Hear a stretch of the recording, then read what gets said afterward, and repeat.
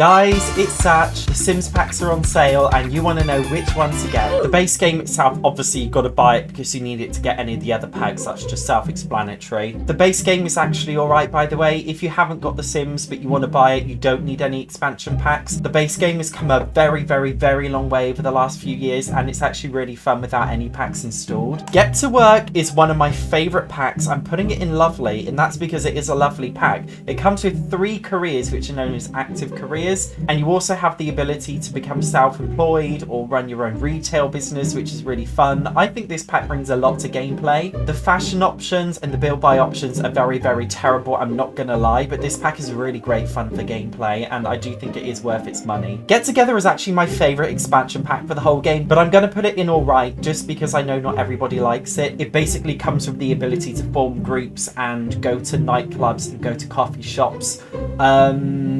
Yeah, it's not the most exciting pack, guys. The fashion options aren't that great. If you love building, it's a great build buy mode pack. If you're just looking to boost your vanilla gameplay up a little bit of a notch, then this pack will do a good job. City Living is absolutely lovely. I'm obsessed with this pack. I love the fashion options. If you love creator sim and fashion, then this pack is perfect. It also comes with a lot of build buy mode stuff as well. A lot of modern stuff, but also a lot of ethnic stuff, which I love. It's really, really colourful. It comes with a cool city, it comes with some careers, it comes with the ability to have your own apartment in the city, which is really fun. If you enjoy that style of gameplay where you start off poor with one sim and you build up their life, you give them a good job, you build up their money, it's a really great place to start and that's why I love this pack. Pets,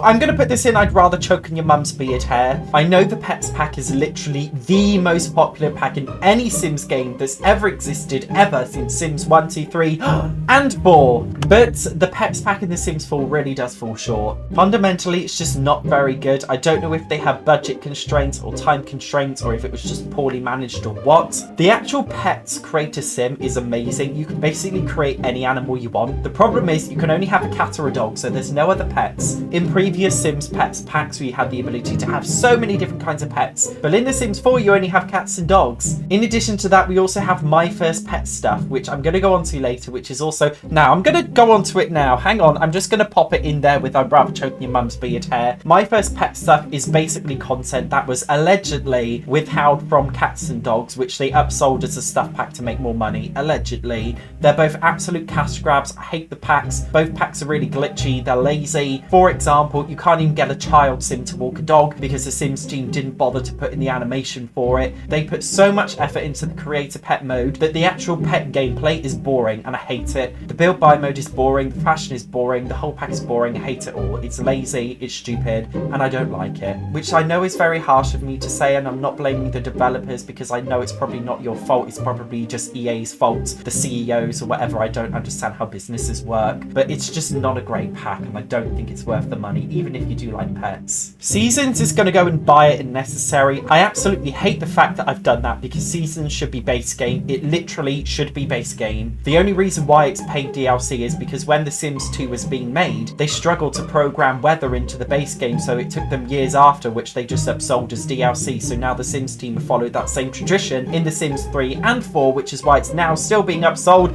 and... Oh gosh, I'm getting angry, stop.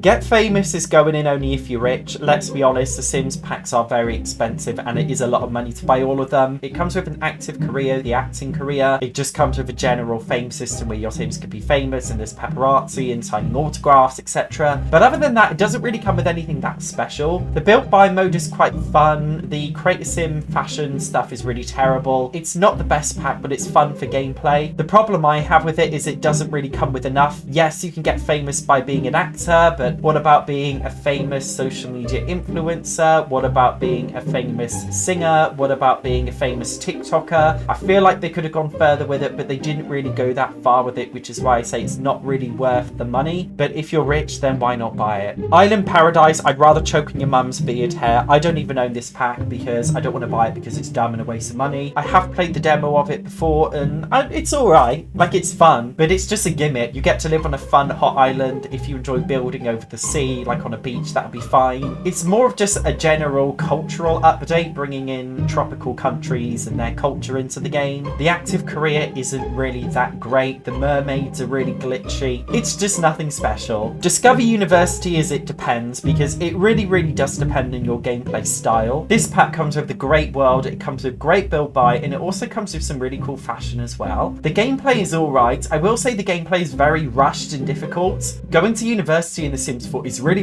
tough, and not tough in a challenging way, but more so just tough in a glitchy way. Whether the Sims take too long to arrive at their lectures, whether they fail at their degree and you have absolutely no idea why. It literally takes so much in-game time to complete the assignments, and although that seems like it represents real life, even if you just study one module in one semester, it takes so much time to study for it and get a good grade that you don't have enough time to explore all the features. It comes with some really cool features, like you can join a secret society and clubs, there are different kinds of parties you can go to, there are different funny interactions, but you just can't do them because there's no time, because your sim is always rushing around to do the different courses and finishing homework and things like that. It just feels very poorly paced and challenging, not in a fun way, but in a stressful way. Eco Lifestyle is alright. I actually really enjoyed this pack. It's basically just an environmental pack about making the environment good again. The Creator Sim items are absolutely terrible. The build by mode items are alright, and the gameplay is actually quite fun. The biggest problem I have with this pack is the world. It is so huge, yet there is absolutely nothing to do in the world. It's one of those Sims 4 worlds that has a really big set dressing, but there's absolutely nothing to do in the world. In fact, the only object you can interact with really in the world is just a dumpster. You can go in a dumpster and dumpster dive, but that's pretty much it. There are fun things you can do, like you can create markets, you can change the environment from smoggy to clean. The only issue I have with the gameplay is that there's not really any consequences. Yes, you can, reduce pollution by using solar panels and stuff, but what does that actually do? If it's smoggy, your Sims get a nauseous moodlet. If it's bright and fresh, then your Sims get a happy moodlet, but that's all it does. It gives your Sims a moodlet, which doesn't have any impact on gameplay. So I would say it's a fun gimmick, but it's not something that I play with all the time. Snowy Escape, I'd rather choke on your mum's beard hair. The Creator Sim stuff is actually really cool, and the build buy mode items are really cool as well. This pack came out when I was living in Japan, so to see all the Japanese inspired stuff in the game was really cool for me. But as with Island Living, it didn't really add anything other than another culture in the game, and although it is important to have the other cultural representation, it wasn't really that fun. Your Sims can go skiing on a slope, they can go hiking, they can do some other random hobby things, but it's nothing really special. You get to watch your Sim perform an animation where they ski down a slope, but that's all they really do. It's not really that fun.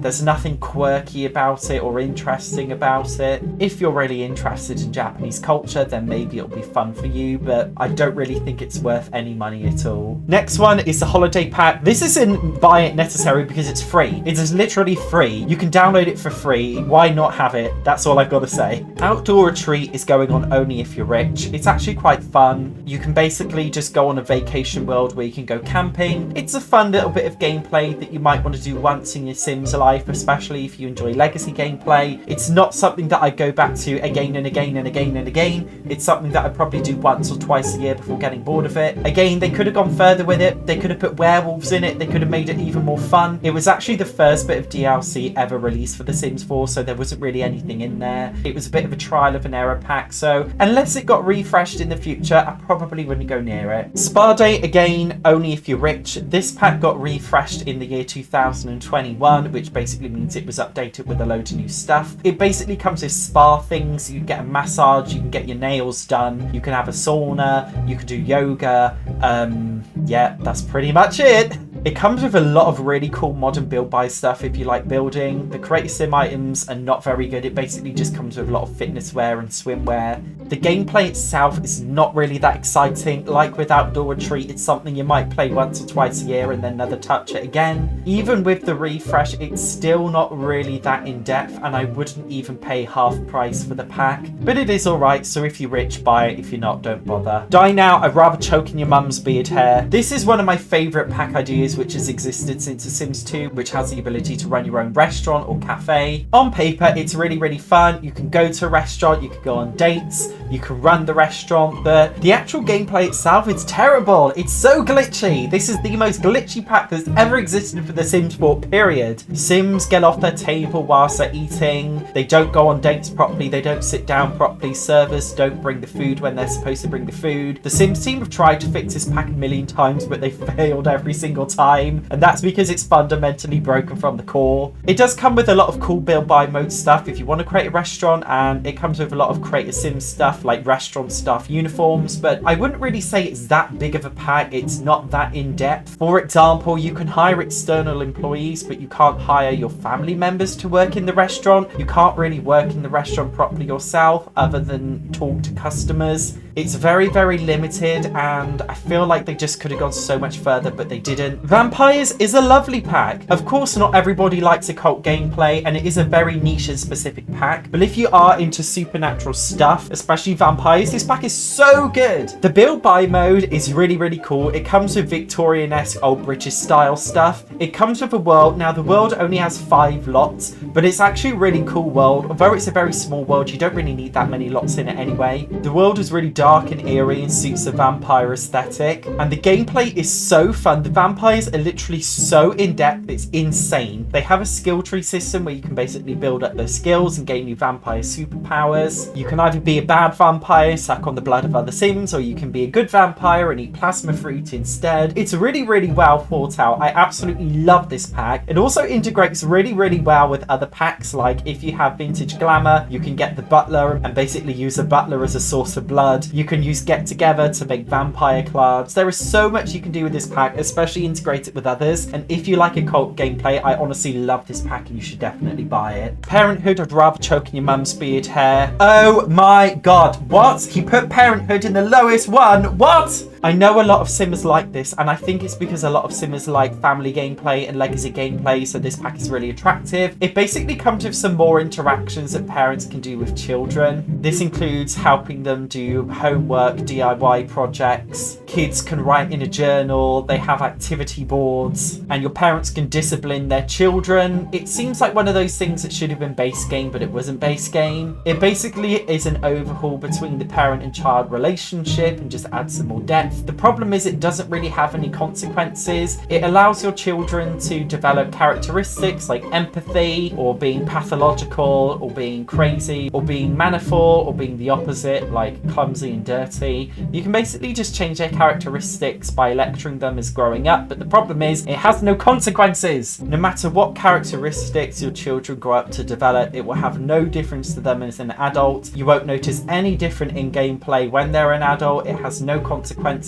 That's why I wouldn't really bother with the pack. The build buy mode is alright, but again, it's stuff that should have been in base game because it's just vanilla American suburban stuff. The creative sim stuff is not really that good. I know a lot of people love this pack, and it'll probably come to a shock to a lot of people, but I honestly don't really like it that much, and I just don't really think it adds anything that really can't be done in the base game, especially anything significant. Jungle Adventures is lovely. This pack, again with vampires, is very niche, but it comes with a lot of cool stuff. I love the build buy mode in this pack. It is so much fun. The world of Salvadorada is a huge world which actually comes with a lot of cool stuff, and it's really detailed. You can basically go and explore dungeons. It does have replayability because every time you go back you can visit a different dungeon to explore. The creator sim stuff is not very good. It's kind of like the Sims 3 World Adventures if you had that pack. The only thing I will say is it is not really that good value for money. In the Sims 2 and in the Sims 3 and in the Sims 1 actually we had similar packs, but all of those packs came with 3 worlds. In The Sims 4, the pack only comes with 1 world, which means you're basically getting 1 for the price of 3, which is not very good. But it's pretty fun gameplay. It comes with skeletons, it comes with weird diseases. It's a bit of a chaotic pack. I will say the exploring and adventuring isn't really that in-depth, and it could have been a little bit more in-depth, but it's quite fun the way you can visit Salvadorada and learn the language and learn some exploring skills. The only thing is I wish you could live in the world. That's the only problem. them. You can only visit it on a holiday, you can't live there. But other than that, I would say it's a really lovely pack. Strangerville is lovely. I honestly think this is such a fun pack. It's received a lot of stick before because basically it's just a linear storyline. You follow the story through and then that's it. You've basically finished it and you don't need to touch it again. But the reason why I love it is just really kooky. If you've seen my videos before, you know I love really weird kooky stuff. It's kind of like a Wild Western, hillbilly, American style pack. If you're just looking to add a linear storyline to your gameplay, I do think it is really fun. Linear storylines don't have to be boring. It can be fun just to play through it, although it doesn't really have the replayability. I think at most you'll be playing with this pack once a year and it takes only about a few hours to complete, so I wouldn't say it's worth the money if you're not really interested in storylines, but if you are interested in linear stories, then get this pack because it's alright. Realm of Magic is It Depends. When I saw that there was a magic pack coming for The Sims 4, I was so happy, but I do think it fell short, especially compared to The Sims 1, 2 and 3 magic packs, and that's just because The Sims Realm of Magic doesn't really have any character. There are so many ways they could have gone through it. They could have gone with a traditional magic pack like Harry Potter style. They could have gone for a fantasy magic pack. They could have gone for like a circusy magic pack. There are so many different themes they could have gone down, but they just went with the generic magic theme, which wasn't that exciting. It comes with a lot of cool features, like it's got a whole world and a secret world within the world. It's got really cool Create a Sim stuff and Build Buy stuff that's very niche and magical. It also comes with spells, potions. It comes with familiars that you could have as mini pets. It's a really cool pack. It just doesn't feel that in depth. It's fun to mess around with and feel like a god when your sim has all of these magic powers, but once you've played it a few times, it doesn't really get that fun anymore and you want to move on to something new.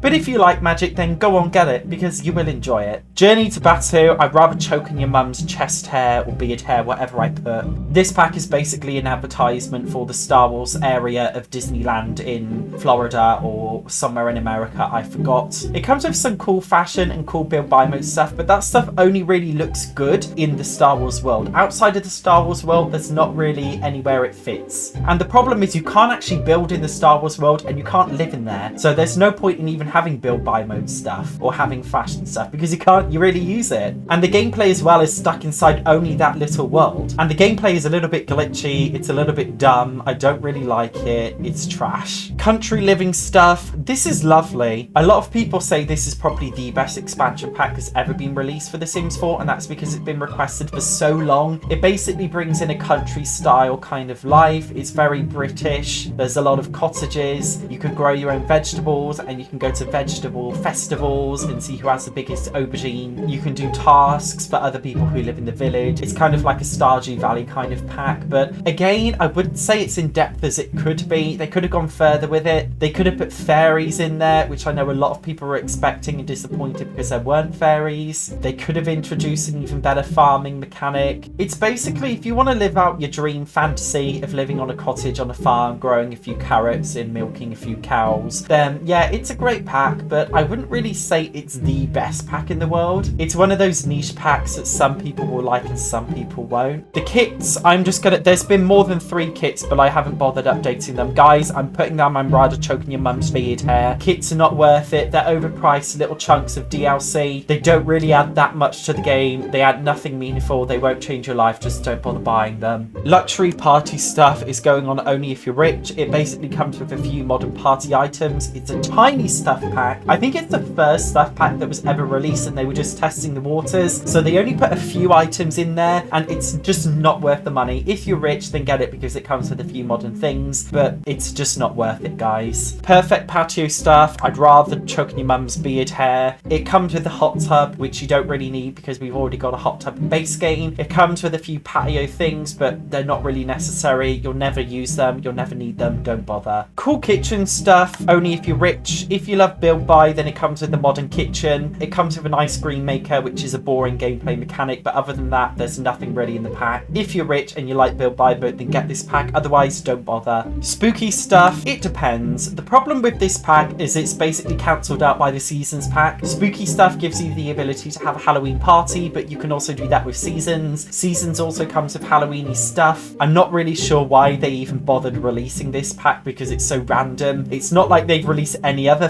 holiday theme packs. Like, this is the only holiday theme pack that they've released. The actual stuff in the pack is really cool, by the way. It comes with a lot of fancy dress, and if you love Halloween and fancy dress and parties, then it's really cool, but unless you like that stuff, it's not really worth it. But it is a funny pack to play with. Movie Hangout Stuff, only if you're rich. It comes with really cool fashion. It comes with some really cool build buy mode stuff. The actual movie watching mechanic is really boring. Your Sims basically just watch TV as they normally would in the game, and after watching the movie, they have a couple of special interactions, like they can talk about the movie, but it doesn't affect gameplay. It just doesn't add anything to the game. I just think it's only worth it if you're rich and you like the fashion and the build buy mode stuff. Romantic Garden Stuff, I'd rather just choke on your mum's beard hair. It just comes with a wishing well that you can do some funny magic interactions with. It comes with some alright build buy stuff. The Create Sim stuff is awful. It's one of the earlier packs that was just released and they didn't really put that much thought and effort into it, and it's just not very good. Kids Room Stuff is only if you're rich. It basically just does what it says. It gives you stuff for your kids' bedrooms. I think it comes with some kids' fashion, but not really that much. It doesn't really come with that much gameplay. I think you get a toy for your Sims to play with, like a computer game monster thingy, but that's all it really comes with. Nothing special. If you like legacy gameplay with kids, then it's a fun pack, but if not, then don't bother. Backyard Stuff, I'd rather choke on your mum's beard hair. It comes with one of those water slides. You know, in your back garden, you can get those inflatable slide things that's got water on it and you just slide across. It comes with one of those. That's basically it. It's a boring pack. Don't bother. Vintage Glamour Stuff, it's alright. I actually love the fashion in this pack. It's vintage glamour, but it also comes with some really cool build buy mode stuff. It comes with a vanity desk, which I don't think exists in any other pack, and it's very luxurious. It's very Hollywood. It also comes with the ability to have a butler. Now, the butler mechanic is so broken. The butlers are supposed to basically do everything, like cook for you, look after your kids, clean for you. Whenever I've played with the butler, though, it's been so glitchy and broken, they don't do anything. They just stand around not really doing what they're supposed to do. I do think the pack needs a lot of bug fixes, but the actual premise of the pack is pretty cool, and I think it's worth it if you like that kind of style. Bowling Night Stuff, only if you're rich. This is one of those things that should have been included in an expansion pack or game pack, but didn't. In the Sims 2 version of the Dine Out pack, we actually got bowling in that one. I just think this pack is a bit of a cash grab. It should have been included within other packs. It's an alright gameplay mechanic, but it's the kind of thing you might do once or twice a year whilst playing The Sims, but it's not really that good fun for replay value. The bowling doesn't have any in-game consequences, so it's just not really that fun. Fitness Stuff, I'd rather choke on your mum's beard hair. I hate exercising in real life, let alone in The Sims. It comes with a climbing wall and some extra miscellaneous fitness stuff that you don't care about, so just don't bother buying it. Toddler Stuff, only if you're rich. Like with the kids stuff pack, this is basically the kind of thing that would be fun if you enjoy playing with kids or family gameplay. It comes with a few items for toddlers to play with, and it obviously comes with some fashion, but it's not really that special. Only if you specifically like playing with kids in the game, which I know most people don't. Most people just like playing with young adults, but if you do like toddlers, then maybe this will be fun, but I don't really think it's worth it. Laundry Day Stuff, I'd rather choke on your mum's beard hair. I know a lot of people love doing the mundane everyday life things in The Sims. That's why The Sims became popular even since The Sims 1, but I do think the laundry day mechanic is a little bit annoying. I do think it overpowers other gameplay. Laundry piles up way too quickly. You have to clean it all the time. If it was just a little bit toned down, it would be fine, but I just feel like it takes over my Sims' lives too much. The build buy mode stuff is alright, but it's nothing special. The Create Sim mode stuff's actually really cool, but again, you don't really need it, so that's why I'm putting it in this category. Moschino Stuff, only if you're rich. This pack comes with the ability to be a photographer, and it comes with some fashion, and it comes with some really cool build buy mode actually that's really modern. But the problem with the pack is the fashion is terrible. I know fashion is supposed to be subjective, but it's just so cringe, all the fashion in there. It also contains English. Well, not English, but the Latin alphabet,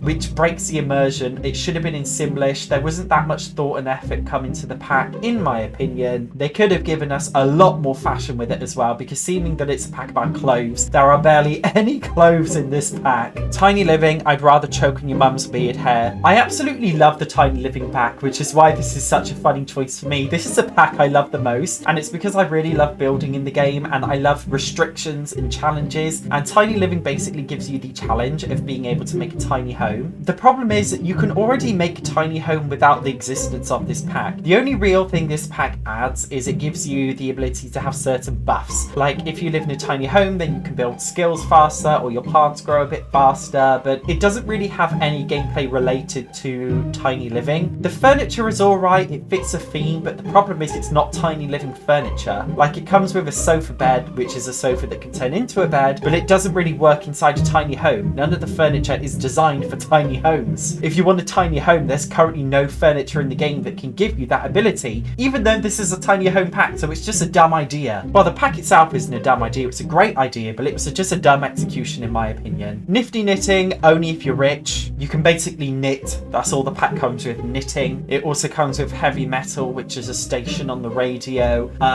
Yeah, that's pretty much it. The Nifty Knitting, cast mode stuff and furniture stuff is pretty bad. I would never use it in a build, I'd never use it in gameplay. If you're rich, it's a cool gameplay idea, but I only play with it about once a year myself, so I wouldn't really bother. Paranormal Stuff, lovely. I absolutely love this pack. It is probably the best value for money pack that exists ever. Seeing that it's only a stuff pack, it comes with so much gameplay, like it's crazy. It comes with a career, which is kind of like a ghost hunter. You basically just have to get rid of ghosts that are living in people's houses. It also comes with a haunted house lot feature, which you can turn your house into a haunted house where things go wrong and everything is cursed. You have a seance table, you have ghosts that comes out of picture frames, you have Bone Hilda, you have some really good Creative Sim stuff actually, and Build Buy stuff, seeing it's only a stuff pack. This is just an all-round really good pack. If you love the paranormal magic occult style gameplay, then please get this pack because it is so good. The only game pack that's missing from this list, which I didn't make myself by the way, is the Dream Home Decorator pack. This basically comes with the ability to do interior design. You have clients that have dislikes and likes, and you have to furnish their houses based on those likes and dislikes. Just like tiny living, this is a really great idea, but just a terrible execution. The gameplay mechanic itself is really easy to exploit. Your client will say, I like red things, and you just put random red furniture in the room, and they'll say, good job, thank you, and give you lots of money. And it basically just doesn't really add anything to the game. It basically just tells you to do what you can already do, which is build buy mode. The actual build buy stuff in the pack, by the way, is really cool, but I don't really think it's enough to say it's a game pack that's worth the money. It needs a bit extra, it needs a bit more care and attention to say it's worth the money, and based on that I probably would have put it in I'd rather choke in your mum's beard hair. And I know there are some other kits as well which I haven't mentioned, but again I put them in I'd rather choke in your mum's beard hair because none of the kits are worth it. I hope this tier list was useful for you. Bye bye.